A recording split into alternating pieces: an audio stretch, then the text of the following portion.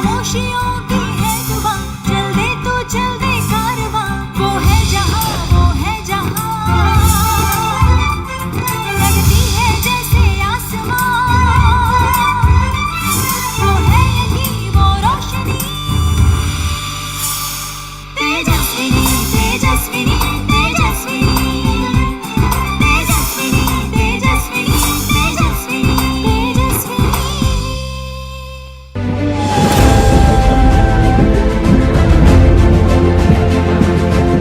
गणतंत्र दिवस पर सेना के सभी अंगों के कंटिंजेंट्स ने राजपथ पर जब मार्च पास्ट किया तो नजरें थम गई भारतीय तटरक्षक बल पर, जिसका नेतृत्व कर रही थी जाबाज महिला अधिकारी असिस्टेंट कमांडेंट निशी शर्मा और चांदनी चैटर्जी।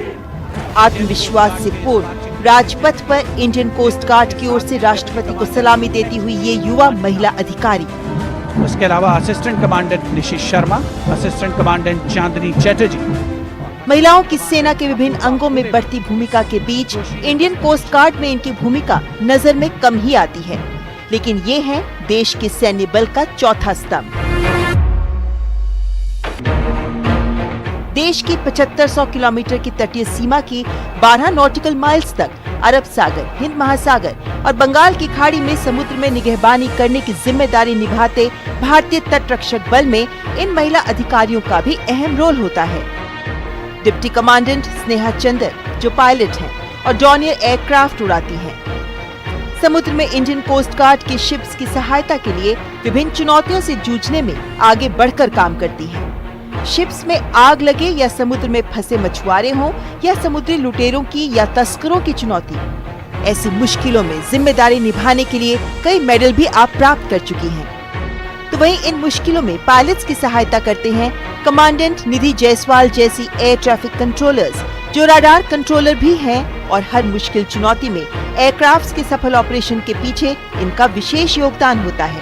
समुद्र में बल की शिप्स की आंख और कान होते हैं ये पायलट और एटीसी।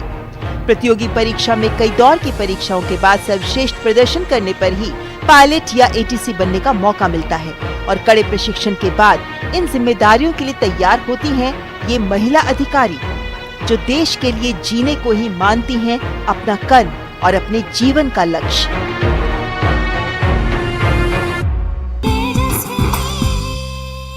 भारतीय तटरक्षक बल जो हमारी तटीय सीमाओं की निगहबानी करते हैं, और इस बार के गणतंत्र दिवस की परेड में जब इनके कंटिंजेंट ने मार्च किया तो खूब तालियां भी बटोरी, क्योंकि उनमें शामिल थी इंडियन कोस्ट गार्ड की महिला अधिकारी भी। और हम पहुंचे हैं इंडियन कोस्ट गार्ड के ही इस हेडक्वार्टर्स में जो दिल्ली में स्थित है, और यहाँ पर इन परेड में शामिल अधिकारियों के साथ साथ जो यहाँ के फाइटर पायलट्स हैं या फिर जो कॉम्बैट रोल में हैं या फिर जो एयर ट्रैफिक कंट्रोल ऑफिसर्स हैं, उनसे भी हम करेंगे बात। और आज के इस विशेष अंक में हम जानेंगे उनसे कि भारतीय तटरक्षक बल में महिलाओं की क्या भूमिका होती है। नमस्कार, आप देख रहे हैं तेजस्विनी, और तेजस्विनी की टीम पहुंच चुकी है यहाँ इंडियन कोस्ट गार्ड के ऑफिस में, इन हेडक्वार्टर्स में।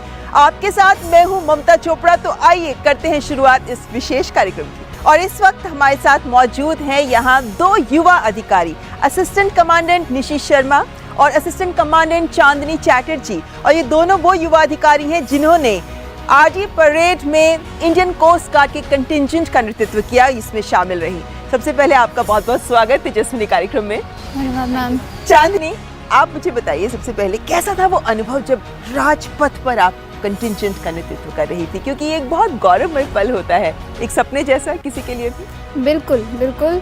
जब मुझे ये पता चला कि मुझे ये मौका मिल रहा है, मैं उस मोमेंट से इतना ज़्यादा मैंने आई फेल्ट प्राउड कि मैं शब्दों में बयान नहीं कर सकती। ये मेरे लिए दूसरी बार था जो मैंने आरडी परेड करी है, मैंने भाग लिया है इस परेड में। इससे पहले मैंने एनसीसी कैडेट के हिसाब से वेस्ट बंगाल एंड सिक्किम डायरेक्टरेट से भाग लिया था 2013 में, एंड मैंने मार्च किया था। तब सोचा था कि कभी इस तरह आने का मौका मिलेगा? सोचा नहीं था कि मौका मिलेगा, बट मैंने सोचा था कि मैं करूँगी ज़रूर। अच्छा। तो दैट वेज वो मेरा एक सपना ही साकार हुआ है, एंड मुझे बहुत अच्छा लगा करके। इट वाज मेरे लिए बहुत ही ज़्यादा प्राउड मोमेंट था। बिल्कुल। और निशी शर्मा, आपके लिए भी एक सपने जैसा था क्या? क्या एहसास था? क्योंकि होता क्या है कि हम कितनी भी तैयारी कर लेना, लेकिन जब करने का मौका आता है तब जरूर एक दिल में धड़कन तेज हो जाती है। आपके साथ भी हुआ? बिल्कुल सही कह सकते हैं। राजपथ आपको बॉडी पे गूज़बम्स दे देता है। जैसे ही आप चलना शुरू करते हो, your heart start beating fast और आपके मन में बहुत सारी चीज़ें चल रही होती हैं। जैसे कि आप सबसे आगे खड़े हो, आपके पीछे 96 main whom you are leading, सो आपका जोश बिल्कुल कम नहीं होना चाहिए, क्योंकि द मोमेंट आपका जोश कम हुआ, जो कंटिजेंट आपके पीछे है ऑब्वियसली उनका जोश भी कम हो जाएगा। तो आपको हर बार ये मेक श्योर करना पड़ता है कि आप पूरे जज्बे के साथ हर लगातार मार्च कर रहे हो। और दूसरी चीज़ जो आपके जहन में रहती है कि किसी टाइम पे आप भी वो लड़की थी जो पीछे बैठकर टीवी में राजपथ पे परेड देखती थी जिसमें कोई महिला मार्च करती थी। So to inspire the young womens out there जो कि मुझे मार्च करते हुए देखना चाहती हैं, जो मुझे मार्च करते हुए देखती है, उनके लिए as a source of inspiration कि मैं उनकी उम्मीदों पर खड़ी हूँ। So you had to put your best foot forward, right? Put our best foot forward so that we can inspire them और जो उनकी उम्मीदें हैं उन पर खड़ी उतरें। तो इनके जोश को ही लेकर आइए बढ़ते हैं आगे और इनसे और बातचीत का सिलसिला आगे बढ़ाते हैं। आप लोगों की जो करियर है इसमें कई चैलेंजेस भी आते हैं, है ना?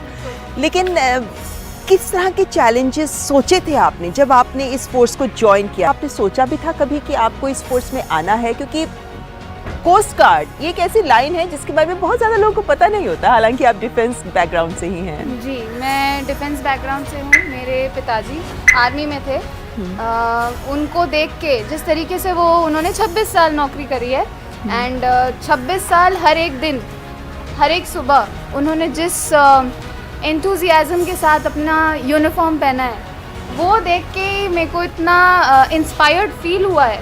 मैं आपको वो वर्ड्स में एक्सप्रेस नहीं कर सकती। I think that was the main thing जिसने मुझे इंस्पायर किया टू जॉइन द सर्विसेज, कि मैं सर्विसेज में आऊँ और देश के लिए कुछ करूँ। जी, तो आप भी तो फैमिली बैकग्राउंड, आपकी भी तो डिफेंस की ही है, तो जब आपने ये डिसीजन लिया, लेकिन जब आपने यूनिफॉर्म पहनी पहली बार तो फैमिली का क्या रिएक्शन था? फैमिली तो स्टार्टिंग से बहुत ही सपोर्टिव थी। जैसे कि मेरे फादर सूबेदार मेजर हैं, वो एक सिपाही से भर्ती हुए थे और सूबेदार मेजर बहुत कम लोगों को चांस मिलता है इतने ओहदे पे पहुंच के सूबेदार मेजर बने का। उसके बाद मेरे भाई ने फ़ौज ज्वाइन करी। सो एक डिफरेंट सर्विस में आना, एक सी सर्विस को ज्वाइन करना अपने आप में एक बहुत ही यूनिक चीज़ थी। ये पता था कि अगर फोर्स ज्वाइन करनी है तो ज़िंदगी चुनौती भरी तो होगी। स्टार्टिंग से पापा के साथ बहुत सारी जगह देखी थी, तो ये कुछ अलग करने का जज्बा कि समुद्री सेवा अगर ज्वाइन करके नई चीज़ें देखना, तो ये चीज़ ने काफ़ी इंस्पायर करा इंडियन कोस्ट गार्ड ज्वाइन करने के लिए। और इंडियन कोस्ट गार्ड ने भी आपको बिल्कुल निराश नहीं करा। इंडियन कोस्ट गार्ड ने आपको इतनी यंग एज में ऐसी अपॉर्चुनिटी दी कि राजपथ पे आप मार्च कर सकते हैं। चांदनी, आपने जैसे मुझे बोला कि फैमिली में आपके क्योंकि सभी हैं डिफेंस बैकग्राउंड से ही हैं, लेकिन आपकी जो शादी हुई है, आपके जीवन साथी वो भी इसी बैकग्राउंड से हैं। मुश्किल नहीं होती कोप अप करने में दोनों का डिफेंस में होना, क्योंकि दोनों की ट्रांसफर पोस्टिंग्स होती हैं, कभी कहीं कभी कहीं? नहीं, अभी मेरे जो हस्बैंड है वो कोस्ट गार्ड में है, जैसे मैंने आपको बताया। कोस्ट गार्ड में एक ऑप्शन ये भी है कि हम साथ में भी रह सकते हैं, डिपेंडिंग ऑन हमारी ऑपरेशनल अवेलेबिलिटी, किसको किधर होना है। बट वो हमने सब सोच समझ के ही एक दूसरे के साथ रहने का फैसला लिया था। तो हम बहुत खुश हैं। अगर उन्हें कहीं और भी रहना पड़े तो हमारी छुट्टियां हैं, हम छुट्टियों में मिलेंगे, जरूर मिलेंगे। ऐसा तो हमने सोच के किया है, तो कोई हमारी नो रिग्रेट्स, जज्बा कम नहीं है। निशी, कितनी तैयारी की थी आप लोगों ने 26 जनवरी की परेड के लिए? कितनी देर? जनवरी की परेड के लिए हमने बहुत प्रैक्टिस करी थी, टू बी ऑनेस्ट। पिछले 3 महीनों से हम लोग रोज सुबह 3 बजे उठते थे। फिर हमने इनिशियली पहले रबर वाले जूते पहने, फिर हम नाल वाले जूतों पर आए। तो वो जो शिफ्ट था, धीरे धीरे प्रोग्रेस, और ट्रेनिंग भी इतनी अच्छी तरह डिज़ाइन थी कि आपको थोड़ा फील तो हुआ, आपके पैरों में ब्लिस्टर्स होते थे, but you take those blisters, जो आपको ब्लिस्टर्स जो पैर में छाले हो रहे हैं, you take them as a reward. यहाँ पर मैं ज़रूर दर्शकों को दिखाना चाहूँगी, ये एक मॉडल है शिप का जिसका नाम समुद्र प्रहरी दिया हुआ है। और आई एम श्योर निशी और चांदनी, इस तरीके के जो शिप्स हैं ये आप लोगों को बहुत इंस्पायर करते होंगे, क्योंकि जब भी हम इंडियन कोस्ट गार्ड में आते हैं तो एक शर्त यही होती है कि आपको समुद्र में काम करने का या उनका अनुभव होना चाहिए, क्योंकि उस दिन का भी इंतज़ार है कि जब हमारी महिला युवा अधिकारियों को शिप्स में भेजा जाएगा। आप लोगों को भी इंतज़ार है इस बात का? बिल्कुल इंतज़ार है। अभी हम लोगों को शिप पे तो नहीं भेजते हैं, बट हमारा काम जो होता है वो इतना इम्पोर्टेंट होता है कि शिप की ऑपरेशनल कैपेबिलिटी दो चीज़ें होती है, एक शिप का ऑपरेशनल कैपेबिलिटी और एक जो मेंस जो हमारी मैन फोर्स उस शिप के अंदर काम कर रही है, उनका देखभाल करना, उनको राशन प्रोवाइड करना। क्योंकि अगर शिप का मशीनरी नहीं चलेगा तो शिप नहीं चलेगा, और शिप के अगर इंसान खुश नहीं होंगे तो शिप नहीं चलेगा। यानी सारे लॉजिस्टिक्स को आप ख्याल करते हैं। So our major work is to provide them with logistic support. मेरी सबसे पहली जो पोस्टिंग थी इट वाज इन अंडमान। तो Okay. पोर्ट ब्लेयर में मैं पोस्टेड थी और मैं रीजनल स्टोर डिपो में पोस्टेड थी। मेरा काम ही यही था मेरे स्टोर डिपो का कि जो इतना बड़ा अंडमान का रीजन है उसमें मोर देन 25 आप कह लीजिए अफ्लोट यूनिट्स हैं, शिप्स हैं। 14 से ज़्यादा बेस में हमने इंफ्रास्ट्रक्चर बनाया हुआ है वहाँ पे। डिस्ट्रिक्ट हेडक्वार्टर्स ले लीजिए, रीजनल हेडक्वार्टर्स ले लीजिए, स्टेशंस, एयर एनक्लेव, उन सभी को, नॉट जस्ट शिप्स, बेस की जितनी इंफ्रास्ट्रक्चर है उनको भी लॉजिस्टिक सपोर्ट प्रोवाइड करना मेरे डिपो का काम था। वैसे ये भी कहना होगा कि आप लोगों को तो वहाँ जाने का मौका मिलता है जहाँ किसी और को नहीं मिलता। लाइक जो मेरा पोस्टिंग है that is in ICGS Mandapam, जो कि श्रीलंका और तमिलनाडु बॉर्डर पर है। हाँ। तो ऐसी जगह जहाँ पे हम नॉर्मली तो बिल्कुल ही जा सकते हैं, बट कोस्ट गार्ड ने आपको इतनी अच्छी अपॉर्चुनिटी दी है कि आप वहाँ पर पोस्टेड हैं और वहाँ पर रहकर आप you are doing your best, the best which you can do. अभी तो आप यंग ऑफिसर्स हैं ना, अभी आप लोग बहुत कम टाइम हुआ है इंडियन कोस्ट गार्ड में, लेकिन आगे भी ट्रेनिंग्स होती हैं आपकी, क्योंकि बहुत सारी वेन्यूज़ हैं जो आप एक्सप्लोर कर सकते हो इंडियन कोस्ट गार्ड में। तो क्या करियर वाइज या स्पेशलाइज करने के लिए भी आप लोगों को कुछ ऑप्शंस मिलते हैं? स्पेशलाइजेशन के लिए कोर्सेज हैं, बहुत सारे हैं। हम लोगों को बहुत अपॉर्चुनिटीज़ दी गई हैं, हमें भी, मेल ऑफिसर्स को तो दी है, हमें भी साथ में हम उनसे कंधे से कंधा मिला के चल रहे हैं। ऐसी जेंडर पैरिटी है, बहुत सारे कोर्सेज हैं, लॉजिस्टिक्स से रिलेटेड हैं, ऑब्जर्वर कोर्सेज हैं, होवरक्राफ्ट चलाते हैं हमें as pilots, as observers, as ATC controller, बहुत सारे कोर्सेज ऑफर किए जाते हैं। मतलब हमें अपने मेरिट के हिसाब से मिलते हैं एंड हम जाते हैं। यहाँ पर हम बताएं अपने दर्शकों को कि अभी आगे कार्यक्रम में हम मुलाकात करवाएंगे आपके एयर ट्रैफिक कंट्रोल ऑफिसर से भी और कॉम्बैट ऑफिसर से भी, क्योंकि उनके लिए भी चैलेंजेस का दायरा बहुत व्यापक है। बने रहिए हमारे साथ, यहाँ वक्त एक ब्रेक का। क्या शर्मा रहा है? दांत खाज खुजली है, हमें भी होती है। मुझे दादी ने दिया और बोली चर्म रोगों पर पड़े भारी। जालिम लोशन है पुराना खिलाड़ी, जालिम लोशन। जब पैर तले से दिन गुजरे, सड़के ऊपर से रात चले, तामीर करे नगरी नगरी, जब कारीगर का हाथ चले। वंडर सीमेंट, जब दिल में हो जज्बात तभी होती है एक परफेक्ट शुरुआत। Hey girls! Hi! Congratulations! आज तो पार्टी चाहिए। चैंपियन के साथ सेल्फी लेंगे। आइडिया, यही करते हैं पार्टी। Pizza party. ये चल अपना कार्ड और पिन दे। मेरे कार्ड की डिटेल्स मैं खुद ही डालूंगी। RBI कहता है अपना पिन, OTP, CVV या इंटरनेट बैंकिंग पासवर्ड किसी के साथ शेयर ना करें। ऑनलाइन बैंकिंग सिर्फ अपने कंप्यूटर, मोबाइल और सिक्योर नेटवर्क से करें। बाय गर्ल्स, कहाँ जा रही है? सुना नहीं, नो शेयरिंग। RBI कहता है जानकार बनिए, सतर्क रहिए। टूटेगी तो ना जो है रिलैक्सो। रिलैक्सो, मजबूती बेमिसाल। होंगे बच्चे स्वस्थ भले फूलेगा बचपन, इन्हें पिलाओ मुगली घुट्टी 555। माँ कब आएगा? अभी आएगा। अरे बोलो ना माँ कब आएगा? बोला ना, अभी आ जाएगा। ये ले, आ गया कुआं। अरे कुआं नहीं माँ, हमारे घर नल से जल कब आएगा? नल से जल। अरे गुड्डी, बहुत जल्दी आएगा पानी। जल जीवन मिशन आ चुका है। हम 1 कदम उठाएंगे तो सरकार 10 कदम उठाएगी। सच? तुम्हारे मुंह में घी शक्कर। घी शक्कर नहीं माँ, स्वच्छ जल। 2024 तक देश के सभी 19 करोड़ घरों में पहुंचेगा पीने का साफ पानी। अब होगा हर घर जल। जल जीवन मिशन, जल शक्ति मंत्रालय, भारत सरकार। क्या शर्मा रहा है? दांत खाज खुजली है, हमें भी होती है। मुझे दादी ने दिया और बोली चर्म रोगों पर पड़े भारी। जालिम लोशन है पुराना खिलाड़ी, जालिम लोशन। ब्रेक के बाद आपका स्वागत। आप देख रहे हैं तेजस्विनी, जिसमें अब हमारे साथ हैं दो बहुत खास भारतीय तटरक्षक बल की अधिकारी। हमारे साथ हैं कमांडेंट निधि जायसवाल और ये ऐसे वैसे अफसर नहीं है, ये एयर ट्रैफिक कंट्रोल ऑफिसर हैं और बहुत खास होता है ये काम, जिसके बारे में जानेंगे इनसे। साथ ही साथ हमारे साथ हैं डिप्टी कमांडेंट स्नेहा चंदर, और स्नेहा चंदर कॉम्बैट रोल में इंडियन कोस्ट गार्ड में काम करती हैं और ये बहुत ही चैलेंजिंग रोल होता है। लेकिन सबसे पहले स्नेहा जी हमें ये बताइए कि क्या आप हमेशा से ही उड़ाना चाहते थे private fighter plane? Absolutely ma'am, बिल्कुल। बचपन से यही मेरा सपना था, वर्दी पहनना है और जहाज उड़ना है।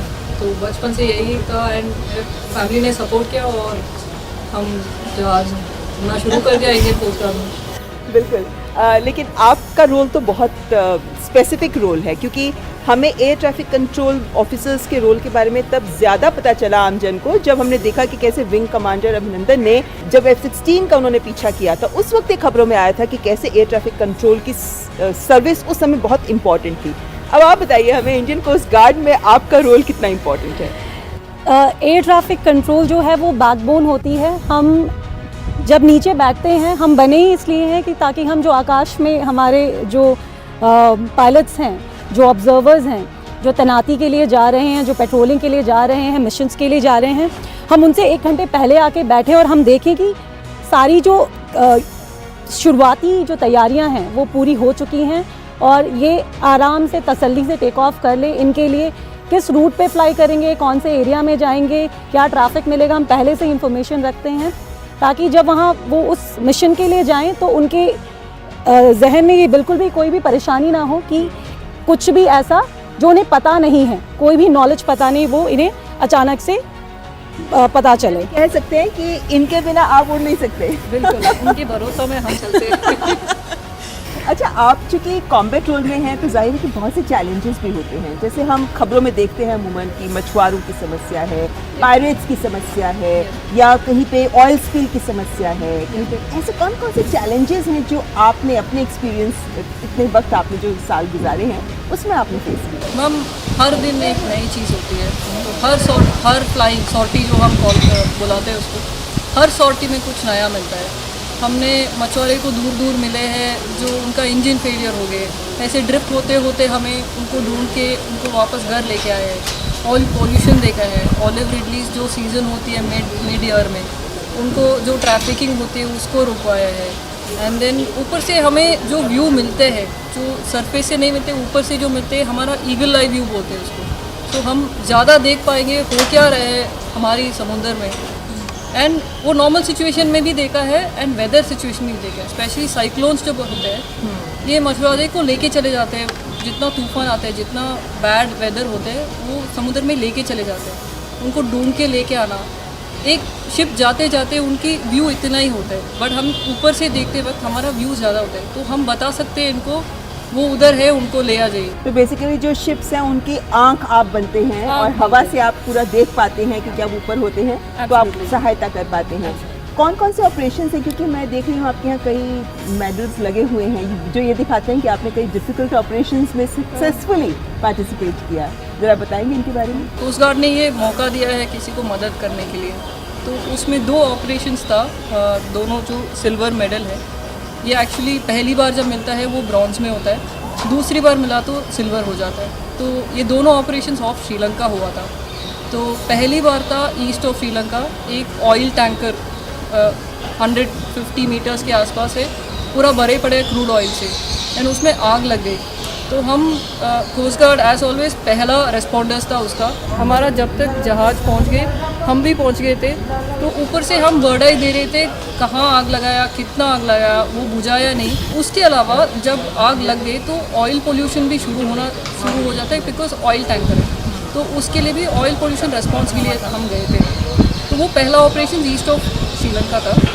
दूसरा ऑपरेशन वॉज अक्टूबर 2020 में MV एक्सप्रेस पर्ल करके, ये कंटेनर कार्गो था, एंकरेज ऑफ कोलंबो में थे।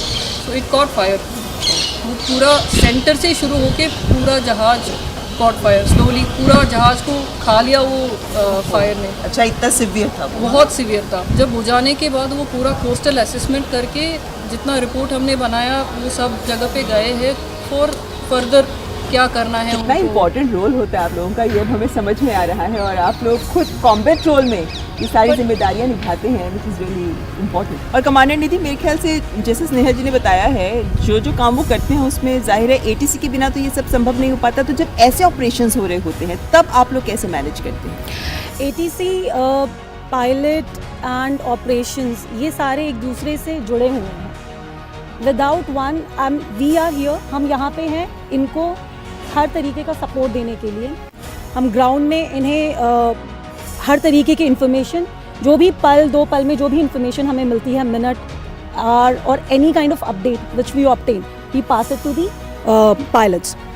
देन ATC का एक महत्वपूर्ण रोल तब आता है जब पायलट बैड वेदर सिचुएशन से डील करता है एंड जहाँ पे कि उसे सामने दिख नहीं रहा है, तूफ़ान जैसी कंडीशन है, साइक्लोन है, उस दौरान पायलट को ग्राउंड से काफ़ी उम्मीद होती है, क्योंकि एक आवाज़ ग्राउंड में कि आपके लिए हम नीचे बैठे हुए हैं और आप बस वापस आ जाइए, इतना ही बहुत होता है। So we have radars with us, primary search surveillance approach radar is available with us and Daman में ये लोकेटेड है। और ऐसे कई मिशंस हुए हैं। मैम मेरे साथ ही हुआ है मैम जब ग्राउंड पे बैठे थे और मैं वेदर में फंस गई दूसरी पायलट के साथ, तो मैम की आवाज़ जो हमारे डायरेक्शंस दे रहे थे, हाइट दे रहे थे, कुछ नहीं दिख रहा है, सिर्फ बारिश ही दिख रहा है बाहर। उस वेदर में मैम ने हमें सेफली लेके आए। उस दिन हमने लैंड किया, हमारा फर्स्ट पायलट एंड मैम की वजह से मैं बोल सकती हूँ। इतना तक कुछ नहीं दिखा, उतना वेदर खराब। ये बहुत इंपॉर्टेंट बात थी कि उस एयरक्राफ्ट में जो दोनों पायलट्स थे वो लेडी ऑफिसर्स थे। शी वाज द को pilot and other was my coursemate. और आप भी ATC ऑफिसर में लेडीज थी। हमारे साथ जो ऑब्जर्वर थे उस दिन वो भी लेडी ऑफिसर थे। So it was all women crew and a controller who was sitting. And it was a successful operation. It was a successful operation. कैसे ये संभव हो पाता है कि आप लोग एक सामान्य से लड़के होते हैं और वहाँ से कैसे ये ट्रेनिंग मिलती है आप लोगों को कि आप लोग इतने जिम्मेदार ऑफिसर्स बन जाते हैं? जब हम इंडियन नेवल अकेडमी ज्वाइन करते हैं तो वहाँ पे सबसे पहले ये डिफरेंस ही हट जाता है कि कोई मेल है, कोई फीमेल है, और वो डिफरेंस फिर ज़िंदगी में वापस कभी नहीं आता है। If everybody is going for run, I am also going for run. If everybody is going for hill running, I am also going for hill running. We run for 40 kilometers together, day and night. So such kind of camps we do. तो वो जो 6 महीने की grilling period होता है, उसमें हमारे दिमाग से ये सारी जो जेंडर फैक्टर है वो तो बहुत पीछे हट जाता है. उसके बाद जो नेक्स्ट चीज़ आती है वो होती है रिस्पॉन्सिबिलिटीज़ की. आप आगे कैसे बढ़ोगे, आगे आपके सामने क्या चुनौतियाँ आ सकती हैं, चैलेंजेस आते हैं. किसी ऑफिसर के लिए आपने कितने देर ट्रेनिंग किया था? आपको एक कैडेट से ऑफिसर में कन्वर्ट किया जाता है और आपको नेवी में कैसे कंडक्ट करना है या कोस्ट गार्ड में कैसे कंडक्ट करना है, क्या क्या प्रोफेशनल आपको एस्पेक्ट बताया जाता है एंड उसकी मेरिट के हिसाब से आपका फिर एक ऑर्डर बनता है. तो मेरा उसमें सिलेक्शन हुआ था and I was nominated for air traffic control course and ये हमारा एयरफोर्स अकेडमी में होता है. कुछ इंटरव्यू और कुछ एडवांस कोर्सेज आपको दिए जाते हैं, जैसे कि मैंने रडार कोर्स भी कर रखा है. मैं air traffic surveillance service officer. So वो अगेन 3 मंथ्स का होता है. फिर आप एयरफोर्स अकेडमी जाते हैं और वहाँ पे आप 3 महीने की प्रोसेस होती है जो फॉलो की जाती है, जिसके बारे से जिम्मेदार ऑफिसर्स मिल पाते हैं. लेकिन यहाँ पे हम दर्शकों को ये भी बता दें, क्योंकि जिस वक्त इंडियन कोस्ट गार्ड की शुरुआत हुई तब स्मगलिंग एक बहुत बड़ा मुद्दा था और स्मगलिंग को कंट्रोल करने के लिए जाहिर है कि समुद्री तटों की निगरानी बहुत जरूरी थी. इसीलिए इस भारतीय तटरक्षक बल का गठन की पहल 1 फरवरी 1977 को इसकी शुरुआत की गई थी और इसीलिए 1 फरवरी को ही इंडियन कोस्ट गार्ड डे भी मनाया जाता है. ये जो स्मगलिंग की चीज़ें होती है ना, ये हम सुनते रहे थे पिक्चरों में, हमने खूब देखा है बचपन से कैसे स्मगलिंग होती रही है शिप्स के जरिए. क्या ये मुद्दे ऐसे हैं जो आप लोगों को भी सर्विस के समय इनसे कैसे निपटना है, कैसे करना है, इनसे थोड़ा बताया जाता है?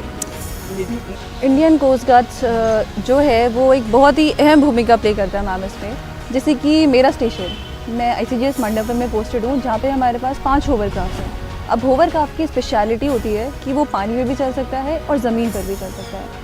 और वहाँ का रीजन पार्क बे एरिया और आपका जो गल्फ ऑफ मन्नार एरिया है, वहाँ का पानी बहुत ही शैलो है, जहाँ पे होवरक्राफ्ट बहुत ही तेज़ स्पीड में जाके आसपास की जगह की चौकसी भी कर सकता है. और जैसे ही हमारे पास कोई इनपुट आ जाए कि यहाँ पर एंटी स्मगलिंग ऑपरेशन चल रहा है या फिर यहाँ पर ये वाली फिशिंग बर्ड स्पॉट हुई है, तो इमीडिएटली हम लोग होवरक्राफ्ट को लॉन्च करते हैं और इमीडिएटली बहुत जल्दी एक्शन हो जाता है। यानी ऐसे एक्शन हो पाते हैं। लेकिन यहाँ पर स्वच्छ भारत अभियान जब पूरा देश मना रहा था तब भारतीय तटरक्षक बल ने भी स्वच्छ सागर अभियान चलाया।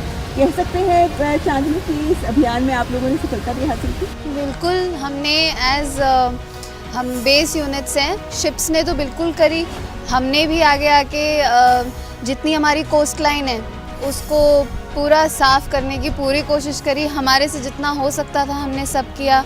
हमने सिंगल यूज़ प्लास्टिक के बारे में अवेयरनेस करी। हमने लोकल जितने भी हैं, जैसे हम जहाँ जहाँ पोस्टेड होते हैं, मैं ICGS मुरुड जंजीरा में पोस्टेड हूँ। बहुत ही छोटी सी जगह है वो, लोग भी वहाँ पे कम हैं।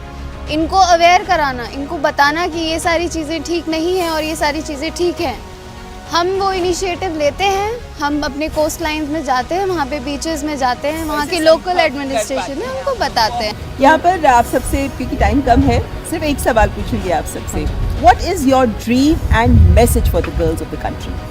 देश की बेटियों के लिए एक संदेश, और आपका अब क्या सपना है आगे ज़िंदगी में हासिल करने का? जितना देश हमें दिया है उससे ज़्यादा, एटलीस्ट 10 गुना ज़्यादा हमें देश को वापस देना पड़ेगा। वो हमारा ज़िम्मेदार पड़ता है। It is a responsibility to give back to the nation. जी, आपसे निधि मैं जानना चाहूँगी लड़कियों के, हमारे देश की बेटियों के नाम संदेश है, those who dream to be something in that. मैं सिर्फ यही कहना चाहूँगी, बी लिमिटलेस। अपने ऊपर किसी भी बाउंड्री को हावी मत होने दो। Just expand your wings and fly, because बहुत सारी तनाव और बहुत सारी मुश्किलें आएंगी, but just think sky is the limit, be limitless and expand your wings. और आप तो अभी युवा अधिकारी हैं, बहुत कुछ हासिल करना है, क्या हासिल करना चाहते हैं? हम चाहते हैं कि हम सर्विस में, अपने सर्विस में और ग्रो करें। हम भी, हमारे इंस्पिरेशंस हमारे सीनियर्स ही हैं, इन्होंने बहुत किया है। हम भी चाहते हैं कि हम अपनी तरफ से जितना हो सके सर्विस के लिए करें। To all the young girls out there, आप लोगों को बस एक चीज़ करनी है कि अपने ऊपर भरोसा कभी नहीं खोना है, हमेशा अपने ऊपर भरोसा करना है कि अगर सोच लिया है कि हम ये कर सकते हैं या हमें ये करना है, तो हार्ड वर्क करके हासिल होगा वो। निशि, आप क्या कहना चाहेंगे हमारे देश की बेटियों को? मैं बस ये कहना चाहूँगी कि ड्रीम्स डू कम ट्रू। जो आपने सोचा है, जो आपके सपने हैं, कंसिस्टेंट एफर्ट, लगातार मेहनत से सभी के सपने सच होते हैं। अपने सपनों को छोटे ना करें, लगातार मेहनत करते रहें and dreams do come true. ना करें, लगातार मेहनत करते रहें and dreams do come true. तो सपने सच हो सकते हैं, और यहाँ पर जितने महिला अधिकारी बैठी हैं भारतीय तटरक्षक बल की, उन सबके सपने भी कड़ी मेहनत, लगन और अपने पे विश्वास रखकर ही पूरे हुए हैं। यही संदेश देना चाहती है तेजस्विनी के मंच से हमारी टीम भी आज सभी देशवासियों को। उम्मीद करते हैं कि आपको हमारा ये अंक ज़रूर पसंद आया होगा, और आप अपना फीडबैक हमें ज़रूर ईमेल के जरिए भेज दीजिएगा। हमारा ईमेल ID आपको याद है ना, tejaswini.ednews@gmail.com। तो अगले हफ्ते फिर हाजिर होंगे एक और अंक के साथ। फिलहाल हमारी पूरी टीम को दीजिए इजाज़त। नमस्कार। खामोशियों